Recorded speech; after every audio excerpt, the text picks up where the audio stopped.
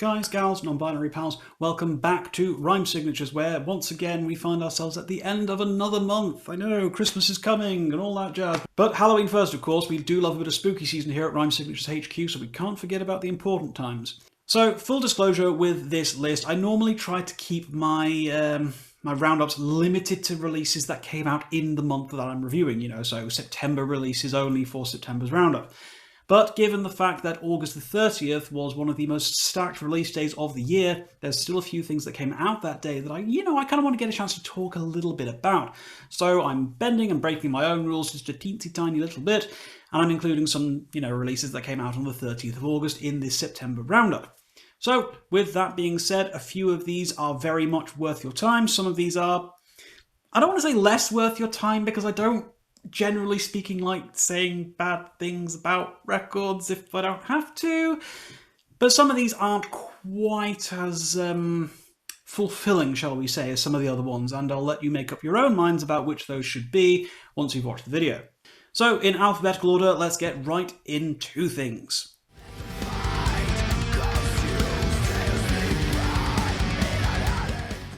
First up off the bill, it is Antichambre, with their debut record, A Light on the Screen.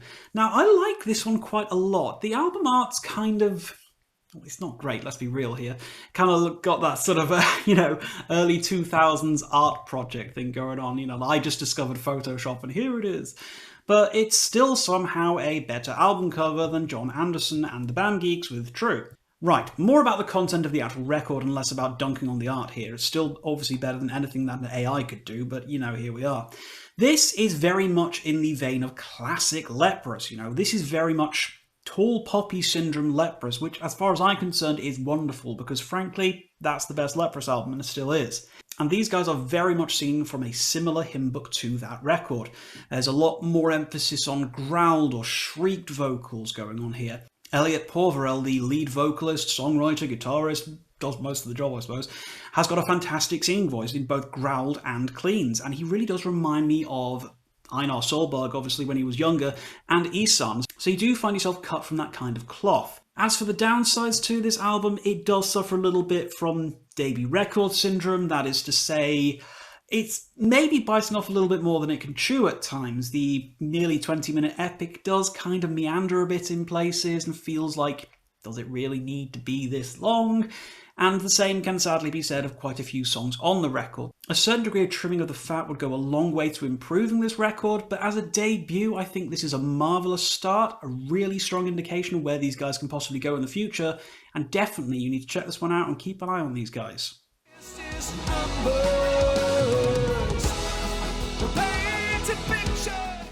Okay, sure, yeah, Big Trains, A Flare on the Lens. I was in two minds as to whether or not I should be talking about a live album. I'll be real with you all, I tend to focus mostly on studio releases, but this was kind of a huge live album because this is obviously the first live album with Alberto Bravin on the vocals, obviously, since the tragic passing of David Longdon a couple of years back.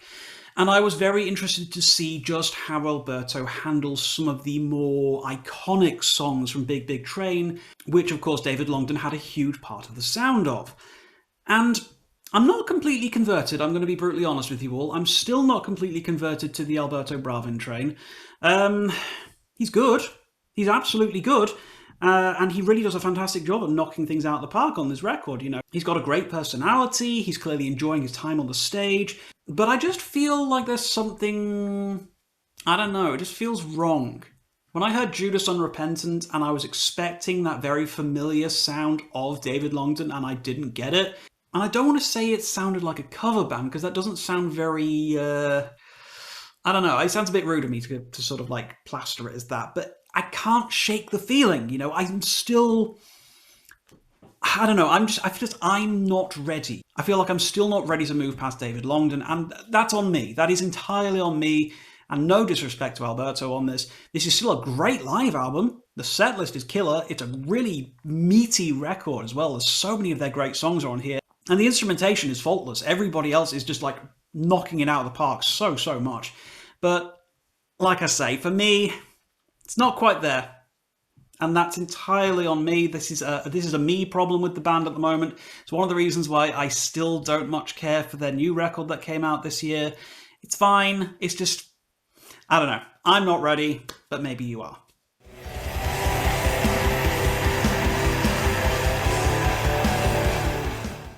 Okay, I really like this one. Eldamar, Astral Journeys Part 1, which of course is very enticing because it carries the implication that a Part 2 is coming. This one is really cool. I like this a lot. Norwegian band, I believe. And this is very much in the vein of the atmospheric black metal. You know, there's a lot of soundscapes going on. There's a lot of exploratory passages, a lot of huge keyboards kind of thing. You know, it's really good. Now, there's not a huge emphasis on vocals on this album, which is a shame because I think the vocals are really good here. They've got that real kind of vibe to them, which I personally really love. Not everybody will vibe that. You know, if you're more into the prog rock side of things, this might be a bit too dark and scary for you, maybe. I don't know. That being said, I think this is definitely worth giving a listen to. There's some really great broad strokes musicianship going on here. It doesn't hang around too long in the dank, scary, dark, depressive, because you've got these really beautiful atmospherics and these moments that really just push you up, you know. There's a great sense of elevation going on with the music here. This is worth a listen 100%. It's got me pretty hyped for Part 2 whenever that comes out. But until such a time as we do get a Part 2, then please do spend some time getting familiar with this new one from Eldamar. This audio has been removed by the Fun Police. You'll just have to make do with me instead. I'm very sorry. Okay, it seems to be the season for legacy artists, because obviously last month we had John Anderson and the Band Geeks with True, which was absolutely amazing, by the way. Fantastic record and easily the best Yes album in a very long time. And now we have David Gilmour coming back with Luck and Strange. Now, I thought this one was quite interesting because on the lead up to listening to this album and a lot of the lead up prior to it even coming out, every single mainstream publishing blog was going, oh my god, best David Gilmour album ever, rah rah Randall, etc. And I'm listening to it and I'm like, it's alright, yeah, it's David Gilmour, he's got a guitar, he sounds like David Gilmour behind the microphone as well. It's fine. It's good. It's nothing remarkable. It's a very competent album. Gilmour is still one of the greatest of all time as far as I'm concerned in terms of guitar. His measured performances, his understanding of space and technique is still basically second to none. But I just feel like he's not trying anything new or anything exciting on this album. This is very much a David Gilmour by the numbers. Now, that may or may not be a good or bad thing for you. It depends how much you like David Gilmour, of course. I still think he's great. I still think this is an album worth exploring. It's not too long. It's not offensive. It's nice, easy music to just have on in the background and just vibe to, you know? It's a vibe album. That's the best thing I can say about this, is that this is a very easy record. It's very unoffensive. But that also kind of works to its detriment as well, because part of me would like David Gilmour to try something a bit different, more interesting. But at this point in his career, why bother? What is the point? So yeah, if you do like David Gilmour, if you're a big fan of Pink Floyd, you'll certainly get something out of this record. This audio has been removed by the Fun Police. You'll just have to make do with me instead. I'm very sorry. Oh, here we go. It's one of the big ones of the year for me. Now, I was tempted to do a full review of this, but I don't know. Nightwish's Yesterwind, or Wind, or Yesterwind? Is it Yesterwind? I should know this. I've listened to the damned album. Yeah, this is the third album now, the 10th album overall, and the third with Floor Jansen on the vocals, following obviously from Human Nature prior to this, and Endless Forms Most Beautiful prior to that. And I do feel like there have been lessons learnt from the previous albums. I do feel like we are finally figuring out what this era of Nightwish actually is and what it wants to do with the resources it has available. But I do feel it is still suffering from some of the intrinsic problems and difficulties that have been with the band ever since Tarja left back after Once. Now, I enjoyed both Dark Passion Play and Imaginarium very much. I thought Annette was a great vocalist, but I didn't think she was a great Nightwish vocalist. So when Floor came in, Floor Jansen, I immediately just leapt out of my seat and jumped for joy, because quite frankly, she is a perfect fit for the band, having that breadth of power and emotive passion to her voice, I felt she would be brilliant for it. But I still don't think we've got the album that she deserves. My biggest problem with this record, with this particular iteration of the band, is once again I do feel she is being buried in the mix on quite a few of the tracks here. Almost like she is being pushed aside and not being allowed to demonstrate the full potential of what she can bring to the table. There are moments on this album which I really, really do enjoy. It's full-bodied, it's bombastic, it's ballsy as all anything. There's so many great riffs on here. The orchestrations are fantastic, of course, as always. But it feels a bit of a bloated album. It's incredibly long. It's like 70 plus minutes over quite a number of tracks, meaning that there's no real... there's no real breathing space on this album. Everything feels very top-loaded and heavy. And while I do think that works in the favour of some of the tracks on here, there are others where it feels like they're being padded for time and bloated just for the sake of it. This all being said, I do think this is still a very enjoyable album. There's a lot to actually get out of this and get your teeth into. The expanded length of this may or may not be a good thing, depending on how much you enjoy Nightwish's music in general. And there's no real big surprises on here. This is very much a Nightwish album. This is going to feel very familiar to people who are, who understand the band, who have come to appreciate what the band have been doing for the past God knows how many years now. It's not my favourite, but I do feel that this is definitely the best so far of the Floor Jansen era. I'm just hoping that we're not waiting another 5 years to find that Floor still hasn't managed to claw her way to the top of the mix anymore.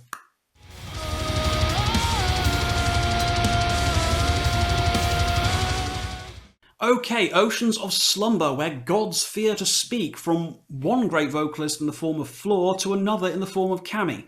Yeah, one of my favourite vocalists of all time, Cammy Beverly, or is it Cammy Gilbert, or Cammy Gilbert Beverly? I can never keep up, is easily one of metal's best vocalists, hands down. She is an extraordinary talent, and just listening to anything that comes out of her mouth is a pure delight, and there is no change here on Where Gods Fear to Speak. Now, I was a little bit mid on their previous record that came out a couple of years back, if memory serves correctly, when I was still giving like numerical scores. I think I gave it a 6, and I think I kind of stand by that. It just didn't work for me. It was fine, it was just not very interesting.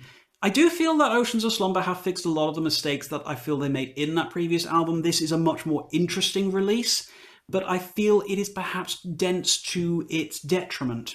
Again, it's quite a long record, and each and every track on here feels somewhat inapproachable in terms of how long they are, in terms of how much is packed into the running time of these lengthy tracks, and it does make for an album that's difficult to get through in one sitting, especially when you first start out with it. It is 100% one of those albums that gives back to you the more you give to it, but it's a question as to whether or not you have the patience or the determination to see it through as many times as you need to in order to get that out of it. Now, I've given it about 5 or 6 spins myself overall, and I definitely find that with each successive spin, I'm enjoying the album more and more.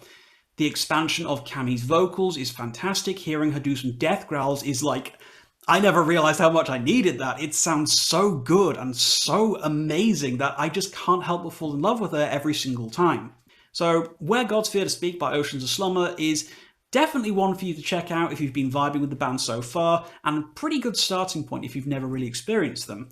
But, like I say, it's a difficult nut to crack. It does take a lot of getting into to really appreciate it the most, but do try it out. I think you probably get something out of this.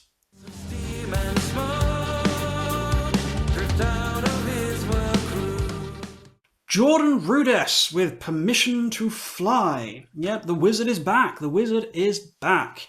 Now, I have a love-hate relationship with Jordan Rudess in general.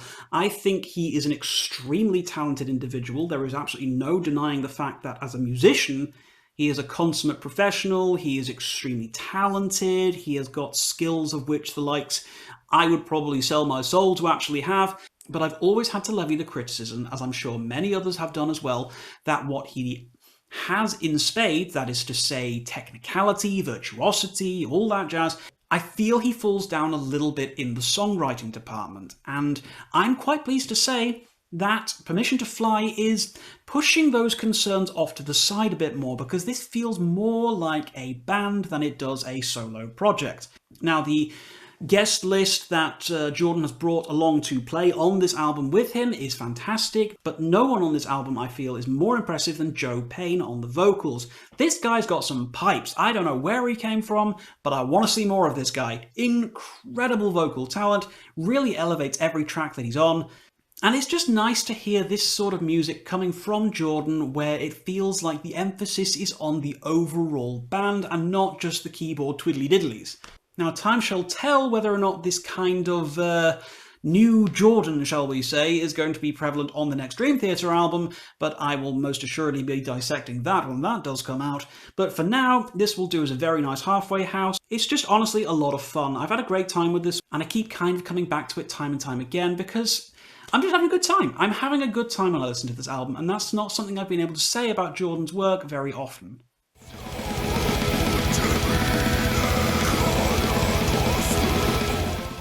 Right, let's see if I can get my pronunciation right on this one. Sur Austru, I think. Datura Strand something or other. It's something in Romanian, I think. Okay, these guys are pretty great. This is giving me that kind of folky black metal vibe, but it's got a lot of classical Romanian folk influences on the music, and it really does make for a fascinating listen. Obviously, I can't pronounce the word of the lyrics or the song title, so I'm not going to try and embarrass myself any further than I probably already have done on this video on several occasions, I'm sure. But rest assured, I tell you that this is one of the more interesting, one of the more creative and engaging things I've listened to this year. I feel like I need to spend a lot more time with this one before I can give it a full, proper appreciation. I've only given this one about 3 spins, but I enjoyed those enough to really want to make a little bit of a point of talking about this album, albeit briefly, just to make sure that you're aware of it, that it might be something that you enjoy, and definitely you want to check this one out, especially if you're into that kind of really traditional sound, you know, that kind of traditional Eastern European vibe mixed in with some great progressive black metal. It makes for an album that is endlessly entertaining, and I imagine the more that I listen to this, the more I'm going to enjoy it. So who knows, this may very well even end up on a year-end list.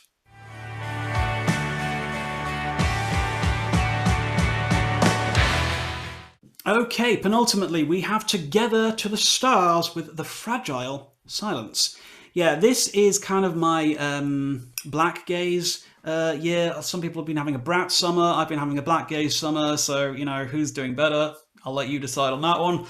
And this is another premium example of the genre. I've had some really, really good fun with black gaze this year so far. Dawn Treader, I think, is still probably the strongest example of this kind of music that I've heard so far this year. But Together to the Stars is bringing a real sense of melancholic beauty, the likes of which I haven't really had touched on by the genre so far this year. There's been a lot of great soundscapes, which this also has, a lot of incredible riffing, dark and atmospherics, but very little in the way of true passionate beauty. And I think that's where this album really sings, where it shines brighter than its contemporaries. It's just how beautiful this is. It's an album that's 100% worth your time. It's reasonably brief, it's not particularly complex or challenging to listen to, but it's a great time. It's not doing anything especially new for the genre, but honestly, considering how much I've been enjoying black gaze this year, I'm happy to give that a pass, and I have been coming back to this one time and time again. And I think if you have any kind of appreciation for that kind of music, you know, your Deaf Heavens and all that sort of thing, then you can't really afford to miss out on this one. It is definitely one of the better examples of the genre that's been released in 2024. This audio has been removed by the Fun Police. You'll just have to make do with me instead. I'm very sorry. And finally, yeah, I nearly didn't talk about this one because I'm still honestly coming to terms with my feelings about this. It's Wintersun with Time 2. Yes, 12 years after Time 1. God, we've been waiting a while, haven't we? Lots and lots and lots of money has gone to Yari about this one. And I don't know. I'm on the fence as to whether or not it's been worth the wait and whether or not it's been worth the amount of money that's been put into it. But I don't know. It's good. Time 2 is good, okay? I will put it out there now. This is not a bad record, okay? This is not a bad album. Time 2 is good. There you go. You can put that on the CD. You can put that on the label on the front. Rhyme signatures. Time 2. It's good. But I will comfortably also say that this is not an excellent album. This is not the album that I feel we deserved. It is not the album that we should have got after the amount of time and the amount of money that's been put into this. For better or worse, Time 2 sounds exactly like Time 1, but, you know, more of it. That is to say, you've got this weird quasi Kung Fu Panda from Wish.com sounding bit at the start, which goes on for far too long, and then it sort of moves into the classical kind of Wintersun music that we've gotten to know over the decades now, I suppose, isn't it?